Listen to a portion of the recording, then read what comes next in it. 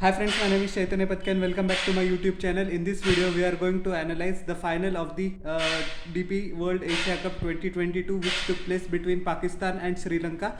One of the most magnificent results in the history of Sri Lankan cricket, and Sri Lankan cricket badly and desperately needed this result. Much needed joy for the rest of the nation who has been battling severe economic crisis for the last 7 months. So this come as a shot in arm, and we know that the Indian subcontinent cricket acts as a unifying force, a binding force, and cricket is a way of life not only for the Indians but also for the people of Sri Lanka, Pakistan, Bangladesh, and Afghanistan, I might add as well. So this victory will provide a lot of happiness to the Sri Lankan people and escape from their day-to-day struggles, and that's why cricket is the best sport in the world, in my opinion. Pakistan won the toss in this game and expectedly chose to bowl first. Pathum Nisanka couldn't impress in this game. He scored 8 of 11 deliveries. Haris Rao was blistering in his last in the power play overs. Two magnificent overs in the power play to get rid of the Sri Lankan batsman. His speed was constantly between 145 to 153, so that is a lot of pace.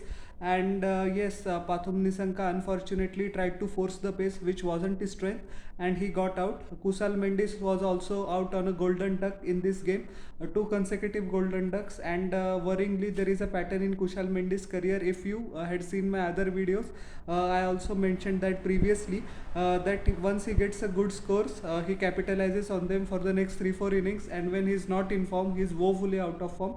So he will be pretty disappointed with this duck. Dhananjay De Silva tried to steady the ship amicably. 28 of 21 deliveries, which included 4 boundaries, but was caught and bowled by Iftikhar Ahmed, which was a surprise and inspired a change by the Pakistani captain. Many people were expected that he will give the over to Mohammad Nawaz, but Iftikhar Ahmed did his job. Danushka Gunathilke's woeful run of scores continued in the final as well, and it's about time, I think, that the Sri Lankan team management, coach Chris Silverwood, and the board looks to other option, because he has consistently failed to deliver a single innings of substance, and it could be detrimental to the Sri Lanka's cause come the World Cup. Just one of 4 deliveries. He was also out by a blistering delivery by Haris Rauf. Good length, and what a sight in cricket. His off stump went for a toss, Danushka Gunathilka, unfortunately, and he didn't have the wherewithal to survive that pace. Bhanuka Rajpaksha, in my opinion, played the best innings of his career. 71 of 45 deliveries, which included 6 boundaries and 3 massive sixes to the fence, including 2 in the final over. The last ball 6 was mind boggling.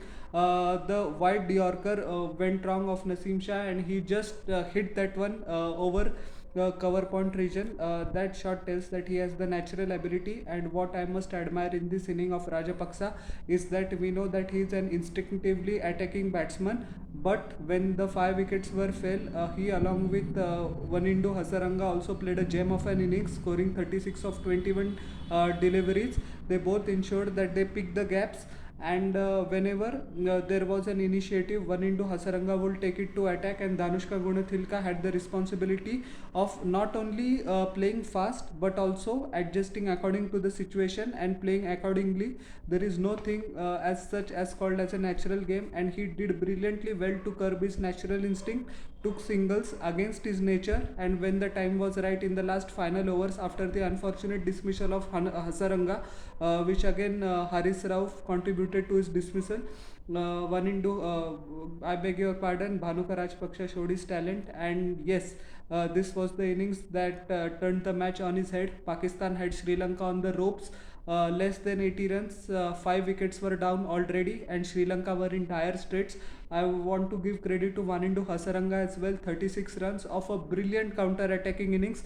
Wonder when he will produce such performances for my favorite side RCB in the IPL. But anyways, that is besides the point. He penetrated the gap very well, used the pace of Mohammad Hasnain, who he took to the cleaners, and more than respectable total for Sri Lanka.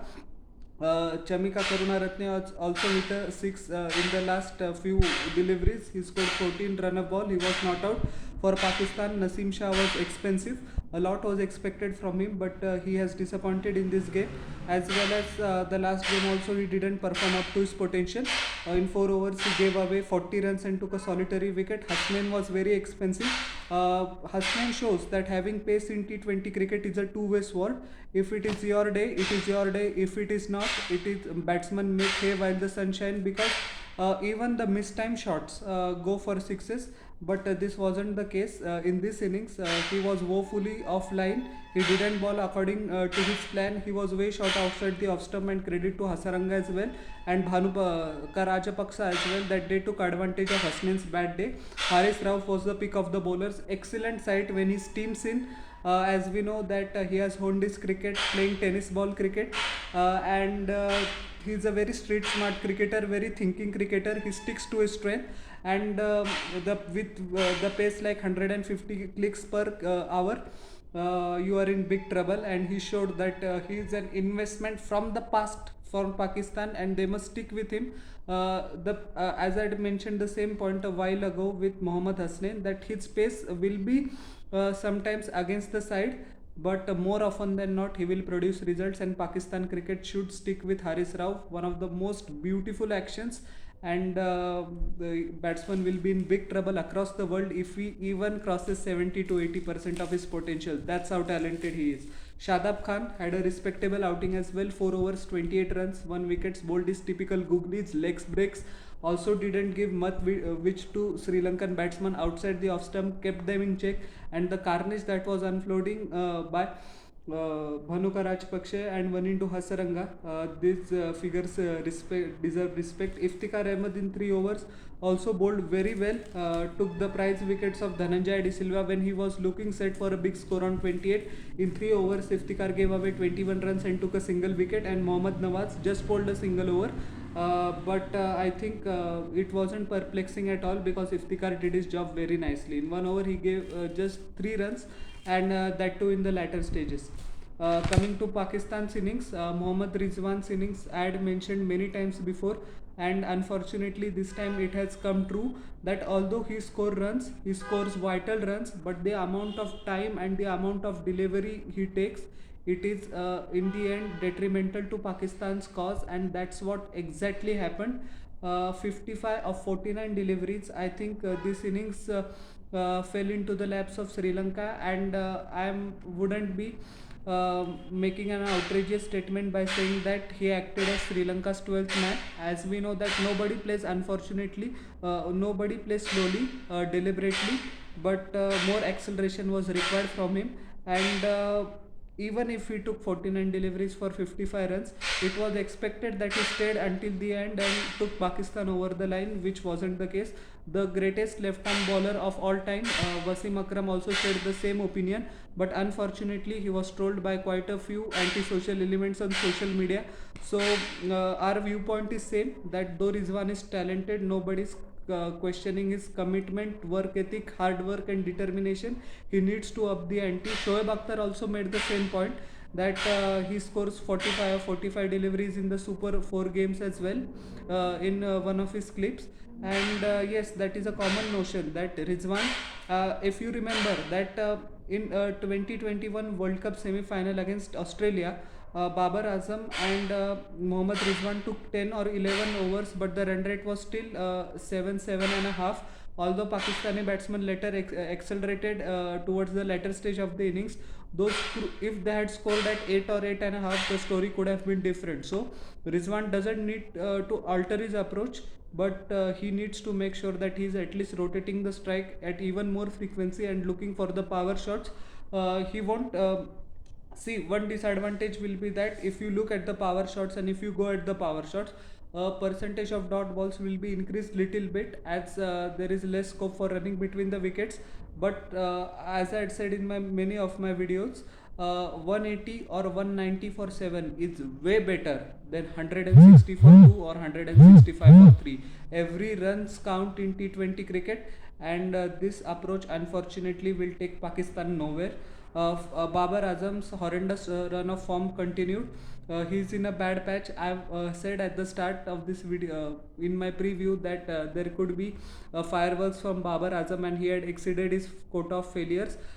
He got out to a freakish delivery outside the leg stump at the fine leg. Madhushan, what a game he has had. He has had Mohammad Rizwan, He has had Babar Azam, and he has had Fakhar Zaman for a first ball duck as well, which he chopped it on. Woeful run of form for Fakhar Zaman as well.